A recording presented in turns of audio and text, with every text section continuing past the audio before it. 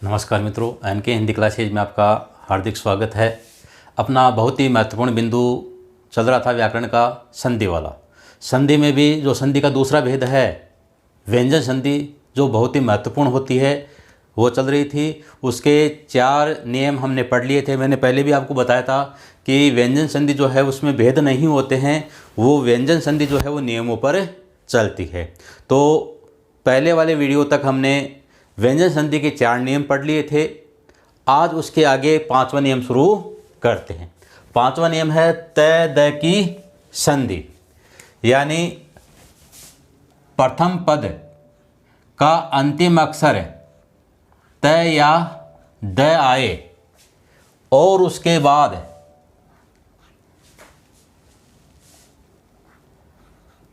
च आता है तो चच में बदल जाता है। अगर उसके बाद छ आता है तो वो चच में बदल जाता है।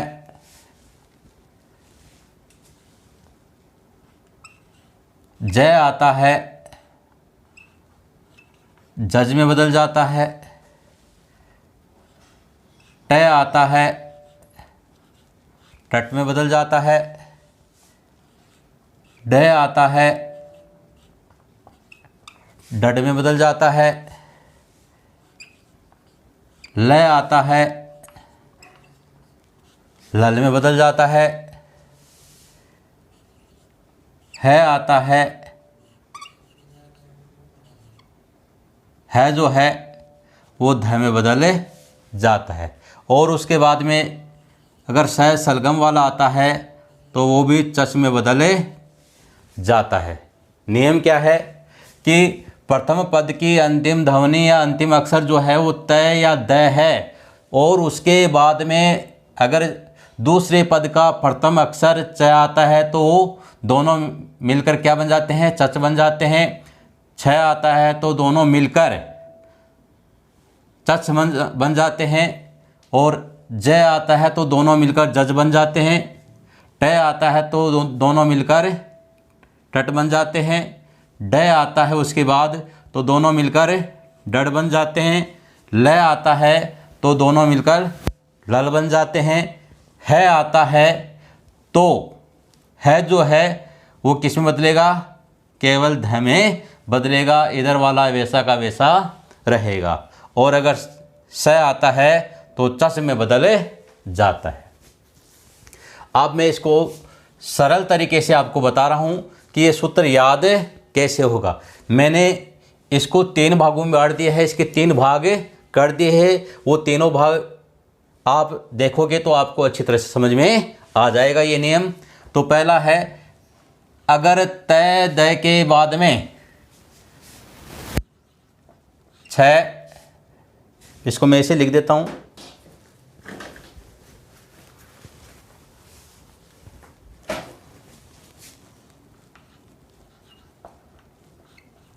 तय द के बाद में अगर छ और स आता है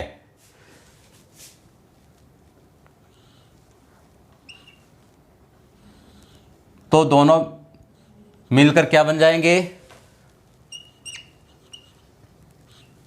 चच बन जाएंगे। ये तय द तो आधे च में बदल जाएंगे और छ और स जो है वो छ में बदले जाएंगे। दूसरा नियम है इसी में, 5वें में 3 भाग किए थे मैंने। दूसरा भाग है,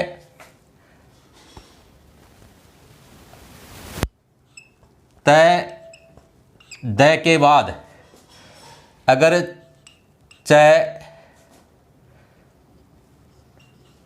ज, ड, ट, ल ये आते हैं तो तय द जो है वो किस में बदल जाएगा? जैसे च आ गया तो तय और द आधे च में बदल जाएंगे। ज आ गया तो तय और द आधे ज में बदल जाएंगे। इधर वाले में किसी प्रकार का कोई परिवर्तन नहीं होगा। दूसरे पद का जो प्रथम अक्षर है उसमें किसी प्रकार का कोई परिवर्तन नहीं होगा। परिवर्तन केवल इधर वाले में ही आपको करना है। जैसे च आ गया तो ये दोनों किस में बदल जाएंगे, आधे च में बदले जाएंगे। ड आ गया तो दोनों आधे ड में बदले जाएंगे। और तीसरा है त, द के बाद में है आता है तो है जो है ध में बदले जाता है। इधर वाले में कोई परिवर्तन नहीं होता है। ये नियम जो है वो थोड़ा सा कठिन लगता है, याद होने में थोड़ी सी कठिनाई आती है, इसलिए इसको मैंने सरल रूप में इधर 3 भागों में बांट दिया है। आपको ये तीनों नियम याद रखने हैं। इसको चाहे आप भूल जाओ, आप इन तीनों को याद कर लो। ये सरल है, इसी का सरल रूप है। अब इसके उदाहरण देखते। उद प्लस छेद, द आ गया, द के बाद में क्या है, छ है, तो द जो है वो किस में बदलेगा। नियम नंबर 1 देखो, इसमें द के बाद में छ आता है तो तय और द किस में बदल जाते हैं, छ में बदल जाते हैं। ये आधा छ हो गया, बाद में छ है तो छ में बदलेगा, स है तो छ में बदलेगा। तो आगे वाला शब्द हो गया उच्छेद। अगला देखिए, द आ गया, ये स जो है इसमें स कौन सा है, सलगम वाला। छ किस में बदलेगा, छ में, और द किस में बदलेगा, च में।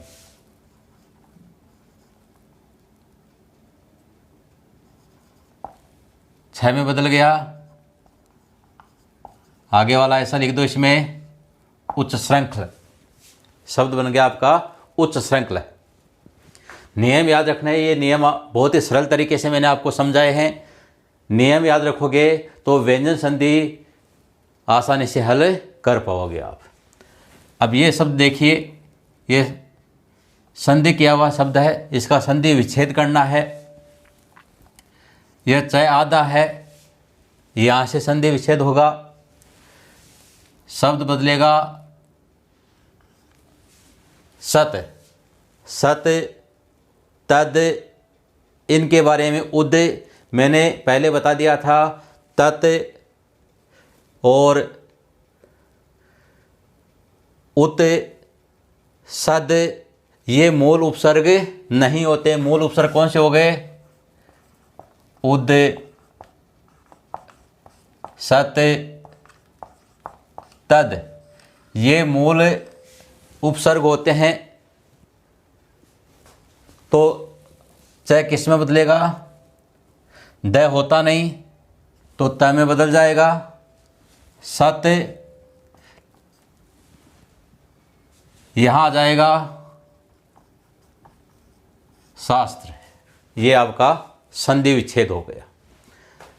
ये नियम नंबर 1 के अनुसार थे। अब ये देखिए नियम नंबर 2, तय द आता है, उसके बाद में ये अक्षर आते हैं तो तय द किस में बदल जाते हैं, आधे च में बदले जाएंगे। तो इसका हो गया च में बदल गया।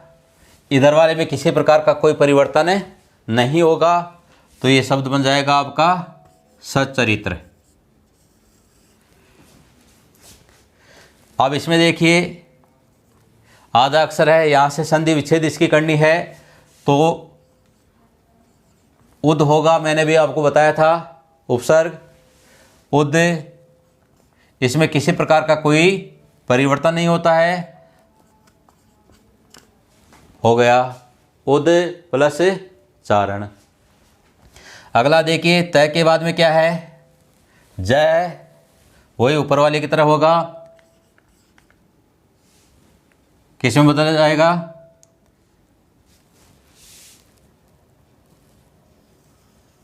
ये किस में बदल जाएगा, जय में बदल जाएगा। नियम में क्या था, तय दय के बाद में अगर ये आते हैं तो तय दय उस अक्षर का आधा अक्षर बन जाता है, उसमें बदल जाता है। तो ये क्या हो जाएगा, जय में बदल गया आधा, आगे वाला ऐसा लिख दिया इसमें सज्जन। ये देखिए दय के बाद में क्या है, जय है, तो शब्द आपका बन जाएगा विपल जाल। विपल जाल बन गया। अब ये देखिए तय आ गया, तय के बाद में क्या है, टय है, तो ये उसी अक्षर में आधे अक्षर में बदल जाएगा और ये हो जाएगा बृहटिका। बृहटिका हो जाएगा। इधर देखिए ये उदाहरण द दिया हुआ है, ड आया है, तो ये आधे ड में बदले जाएगा उड्डयन।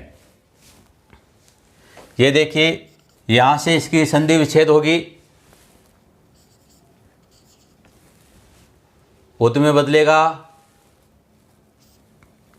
प्लस लास, उद प्लस लास हो गया।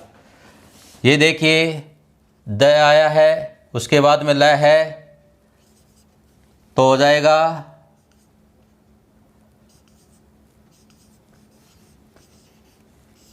तल्लीन। ये नियम नंबर 2 हो गया आपका। अब नियम नंबर 3 देखिए, इसमें इधर वाले में कोई परिवर्तन नहीं होगा, है जो है उसमें परिवर्तन होगा और क्या बन जाएगा, ध बन जाएगा। द आया है, द के बाद में क्या है, तो इधर वाले में कोई परिवर्तन नहीं है जो है किस में बदल गया, ध में आ की मात्रा है, उद्धार हो गया। ये देखिए यहाँ से परिवर्तन है, इसमें इधर वाले में कोई परिवर्तन नहीं है, उद लिख दिया।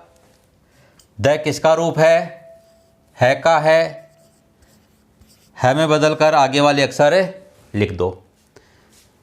ये देखिए तदित,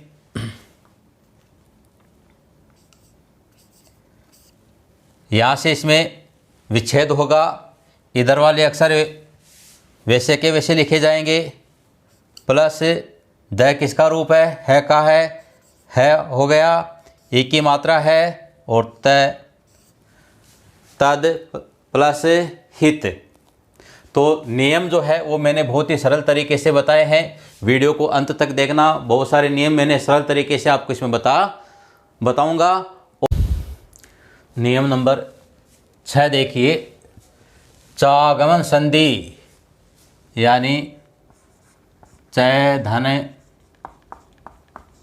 आगम, यानी चय का आगमन। किसी भी स्वर में ज़्यादातर कौन से आएंगे, ह्रस्व स्वर ही आएंगे, ए छोटी ई छोटा ऊ और ई ऋषि वाला के बाद अगर छह छत्ता वाला आता है, आने पर स्वर तथा छह के यानी प्लस की जगह बीच में चय का आगम हो जाता है, यानी कुछ भी हटाना नहीं है, केवल चय आपको जोड़ना है।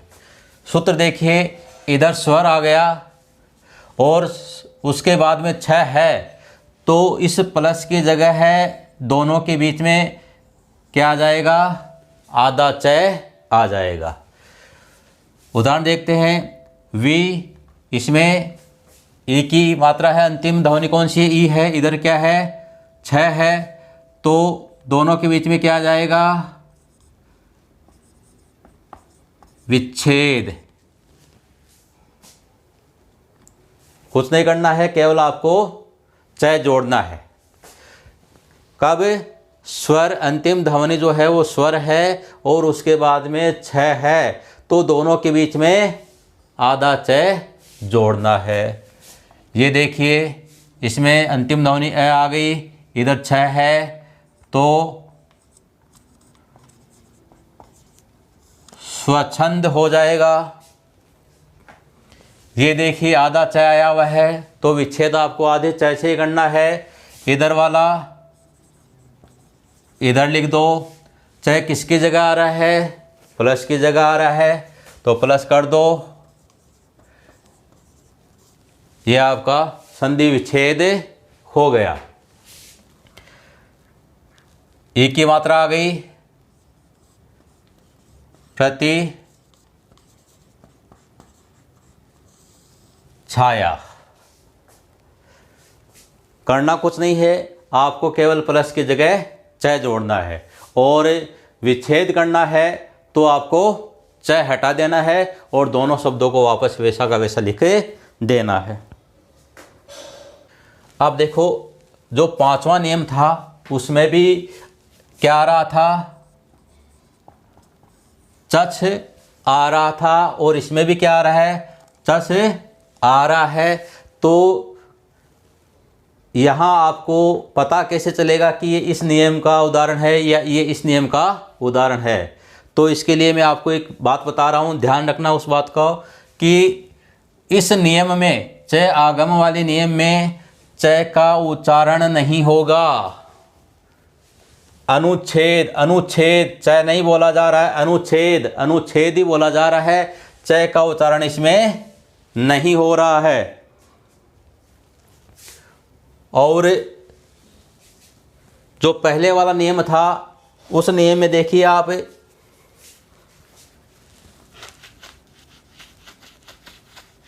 शब्द था आपका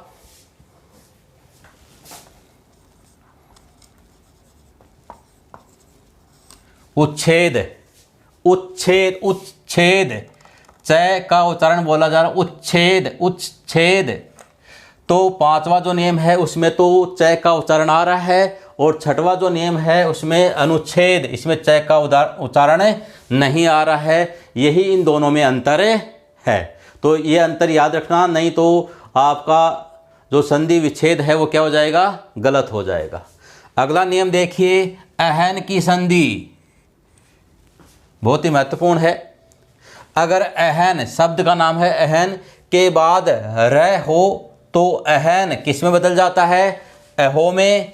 और अगर अहन के बाद र नहीं है, कोई दूसरा वर्ण है, तो अहन जो है वो अहर में बदल जाता है। सूत्र देखिए, अहन प्लस र, तो अहन जो है किस में बदल गया?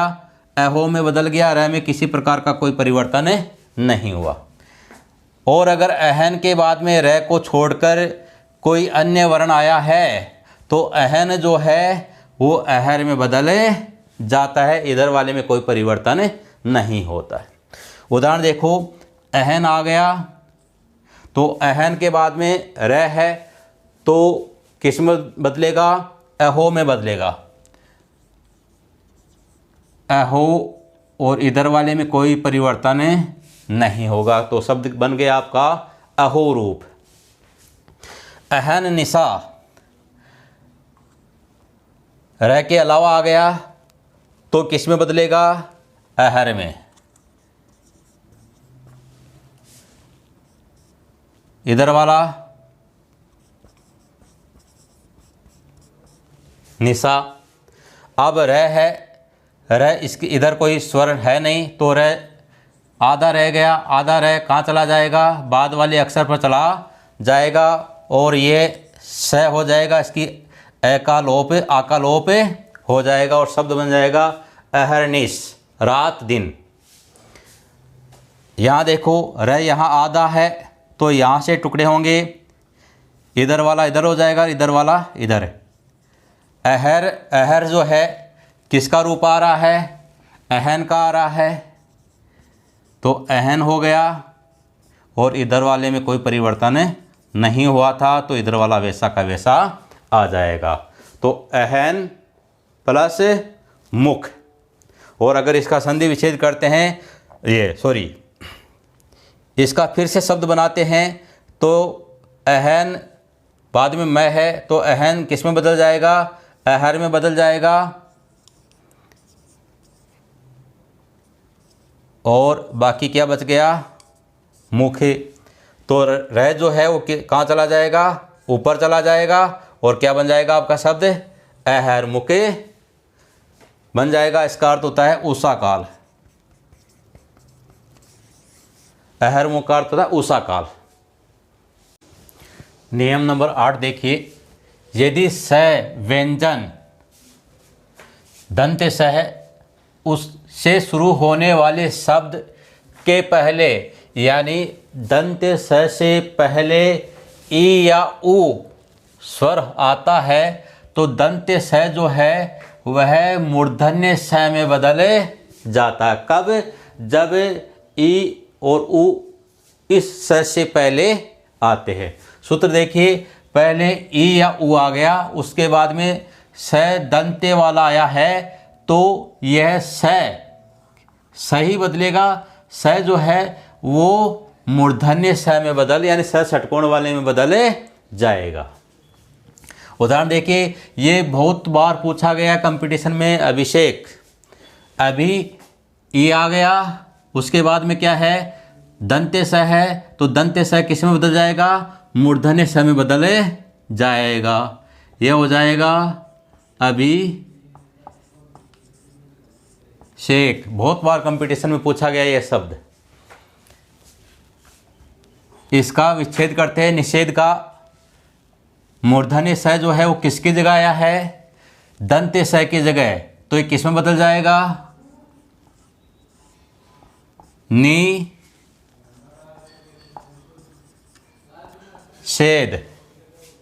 बस आपको सूत्र याद रखना है।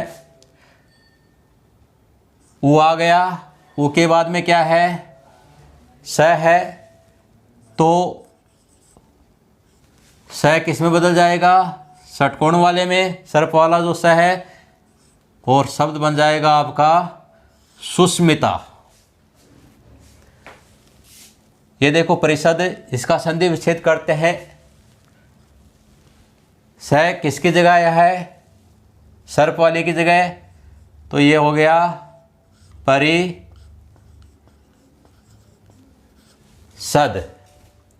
इसकी फिर से संधि कर लेते हैं।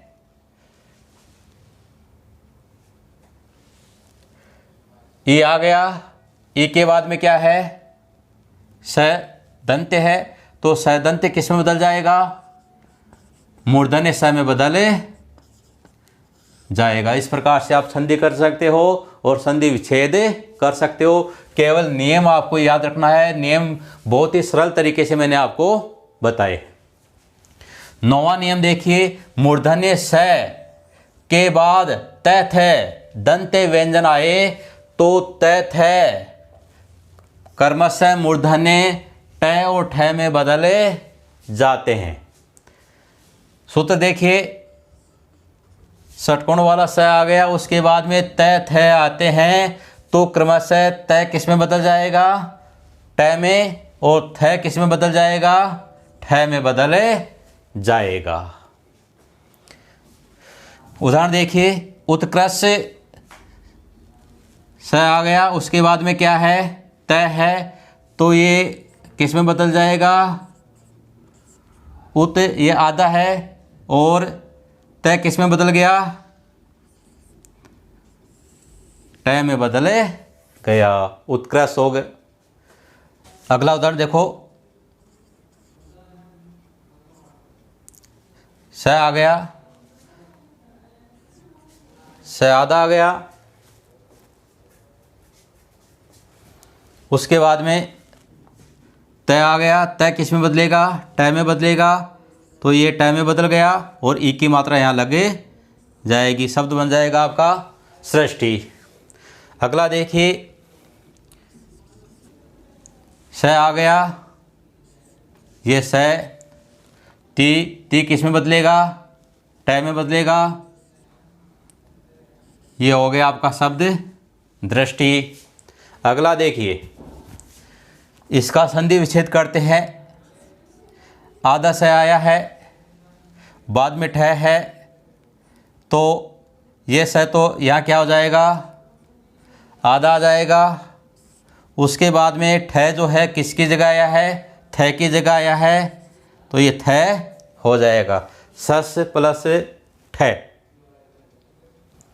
ठ ठ आया है, इसकी जगह थ आ गया, तो स से प्लस थ बन गया। अब देखिए जो गलती होती है नियम के अनुसार वो यहाँ से होती है। ये जो शब्द है बहुत बार पूछे गए हैं, इन शब्दों में दोनों नियम साथ लगेंगे। ये शब्द तो बहुत बार आपने किया है। ई आ गया, नियम नंबर ये, स से पहले ई आ गया तो स किस में बदल गया, स में बदल गया। अब स आ गया तो ये किस में बदलेगा, ठ में बदल जाएगा। शब्द बन गया आपका युधिष्ठिर। तो इसमें दोनों नियम साथ लगेंगे। ज़्यादातर ऐसे प्रश्न पूछे जाते, ऐसे शब्द पूछे जाते। अगला देखिए, निष्ठुर, ने,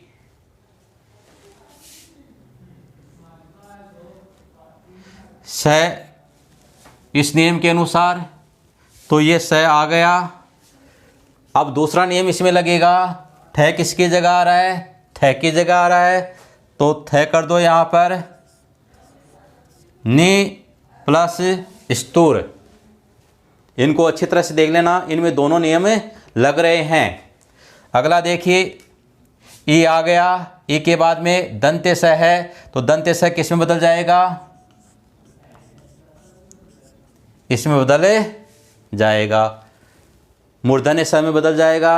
आगे स के बाद में, इस मूर्धन्य स के बाद में अगर थ आता है तो किस में बदल जाता है, ठ में बदल जाता है। ये ठान, प्रतिष्ठान शब्द बन गया आपका। यहाँ से देखिए, इसकी संधि विच्छेद करते हैं। ई आ गया, ई के बाद में क्या बना है, मूर्धन्य स बना है, तो किसका रूप है, दंत्य स का है, तो स। अब ये स षटकोण वाला है, तो ठ किसमें, किसका रूप है, इस थ का रूप है, तो थ। अधि प्लस स्थान, तो ये शब्द जो है इनको याद रखना, इसमें दोनों नियम लगते हैं। दोनों नियम बहुत ही सरल है, तो इनको अच्छी तरह से याद रखना आप। 10वां नियम देखिए, स और स मूर्धन्य, दंत्य स और मूर्धन्य स का आगमन यदि सम और परि उपसर्ग के बाद क्रय धातु से बनने वाले शब्द आते हैं, कर्ता, कर्म, करण, ऐसे शब्द आते हैं, तो क्रमशः सम के साथ तो दंत्य स हो जाता है और परि उपसर्ग के साथ मूर्धन्य स का आगमन हो जाता है।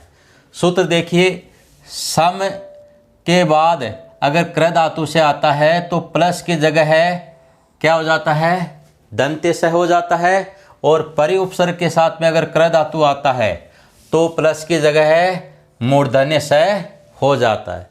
ये सूत्र आपको याद रखना है। उदाहरण देखिए, सम उपसर्ग आ गया, कृति क्रय धातु से शुरू हो रहा है। अब मैं आधा है, ऊपर चला जाएगा, प्लस की जगह दंत्य स आ जाएगा, आधा स है, और आगे वाला ऐसा का ऐसा लिखा जाएगा। शब्द बन गया आपका संस्कृति। अगला देखिए, ये आधा स आ रहा है, तो यहाँ से इसका विच्छेद करना है। सम उपसर्ग आ गया, सम उपसर्ग में ही दंत्य स आ रहा है, तो प्लस की जगह आ रहा है, प्लस लिख दिया, आगे वाला शब्द ऐसा का ऐसा आ जाएगा। सम प्लस करण शब्द बन गया। अगला देखिए, परि आ गया, उपसर्ग आ गया, क्रय धातु है, तो प्लस की जगह मूर्धन्य स हो जाएगा, परि मूर्धन्य स हो गया और कृत शब्द आ गया, परिष्कृत शब्द हो गया। अगला देखिए उदाहरण, परिष्करण। स किसकी जगह आ रहा है? प्लस की जगह आ रहा है, तो परि प्लस करण हो गया। इस प्रकार से आपको संधि विच्छेद करना है और संधि बनानी है। अगला नियम, नियम नंबर 11 देखिए, दुस और निस के बाद अगर तालव्य ध्वनियाँ आती है तो तालव्य ध्वनियाँ कौन सी? च, छ, स आते हैं, तो दुस और निस जो है वह किस में बदल जाएंगे? दुस और निस दंत्य स की जगह तालव्य स आ जाएगा, स सलगम वाला आ जाएगा। दूसरा नियम इसी में देखिए, दुस और निस के बाद में अगर तालव्य ध्वनियाँ न आकर क, प, फ आता है तो दंत्य स की जगह मूर्धन्य स हो जाएगा, स षटकोण वाला हो जाएगा। ये नियम आपको याद रखना है।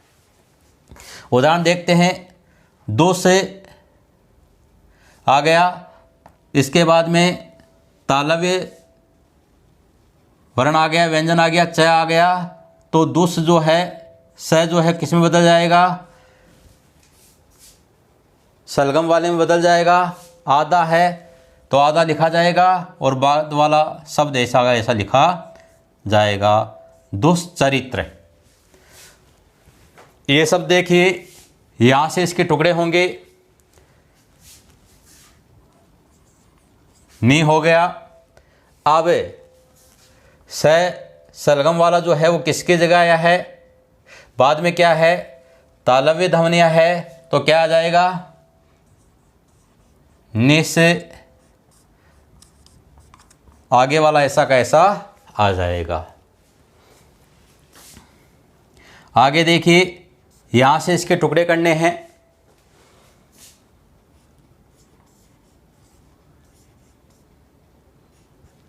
निस,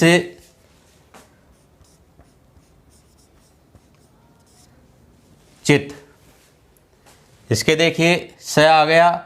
इसके बाद में क्या है? तालव्य ध्वनियाँ स है, तो दुस सलगम वाले में बदल जाएगा स, और बाद वाला इसमें जोड़ दिया जाएगा, दुशासन।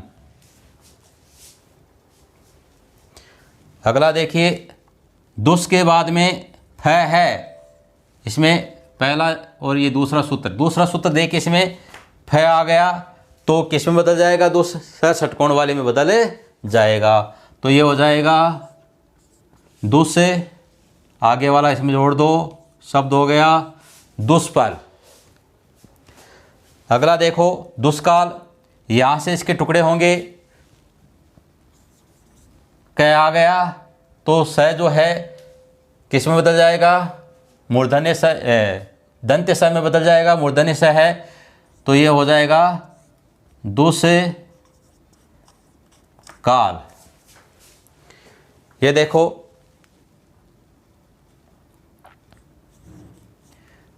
क आ गया तो मूर्धन्य स में बदलेगा, आगे वाला ऐसा लिख दो इसमें, निष्कर्ष।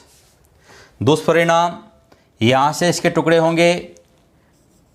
प आ गया, स षटकोण वाला स है, तो ये इसमें बदल जाएगा दंत्य स में।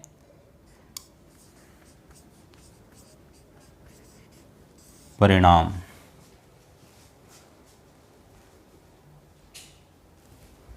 इस प्रकार से आपको ये संधि विच्छेद करने हैं और संधियाँ करनी है। सूत्र आपको याद रखने हैं। सूत्र मैंने बहुत ही सरल तरीके से आपको बताए। 12वां नियम देखिए, व्यंजन संधि का। न से पहले अगर ई, री, स मूर्धन्य स और र हो तो न जो है किस में बदल जाता है? अण में बदल जाता है। यानी न से पहले अगर ये अक्षर आते हैं तो न में बदलाव हो जाता है। वो किस कौन सा रूप धारण कर लेता है? किस में परिवर्तित हो जाता है? अण में परिवर्तित हो जाता है। आप देखो उदाहरण, री प्लस नय, री के बाद में यानी नय से पहले क्या आ गया, री आ गया, तो नय किस में बदल जाएगा, अणा में बदल जाएगा और आपका शब्द बन जाएगा ऋण। अगला देखिए, ई आ गया, न है उसके बाद, तो न किस में बदल गया, अणा में बदल गया और शब्द बन गया आपका परिणय। त्रिस ना स आ गया, तो न किस में बदलेगा, अणा में, और शब्द बन जाएगा आपका तृष्णा। अगला उदाहरण देखिए, इसमें इसके टुकड़े करते हैं, तो प क्या है, इसमें आधा है और र क्या है, पूरा है, तो ये शब्द क्या बन गया, ये बना। तो उसके बाद में र के बाद में क्या है, न है, तो ये क्या हो जाएगा, प्रणाम हो जाएगा। तो सूत्र आपको याद रखने हैं। प्यारे विद्यार्थियों, मित्रों, आज व्यंजन संधि अपनी यहीं समाप्त होती है। हमने इसमें 11-12 नियम पढ़े हैं। वो नियम मैंने बहुत ही सरल तरीके से आपको बताए हैं। उन नियमों को आप याद करके व्यंजन संधि हल करोगे तो आपकी व्यंजन संधि कभी गलत नहीं होगी। केवल सूत्रों को ध्यान में रखना है। सूत्रों के आधार पर आपको ये संधि विच्छेद करने हैं, संधि करनी है। अब इसके बाद में जो संधि है उसका तीसरा भेद है विसर्ग संधि। विसर्ग संधि हम अगले वाले वीडियो में पढ़ेंगे, तो वीडियो को अंत तक देखा कीजिए। बहुत सारे नियम और बहुत ही सरल तरीके से मैं आपको इस संधि को समझा रहा हूँ। और इस वीडियो को ज़्यादा से ज़्यादा, इस चैनल को ज़्यादा से ज़्यादा शेयर कीजिए, सब्सक्राइब कीजिए, जिससे इस वीडियो का लाभ और आपके मित्रों को प्राप्त हो सके। तो नए वीडियो के साथ में, अगली संधि के साथ में फिर मिलते हैं। धन्यवाद।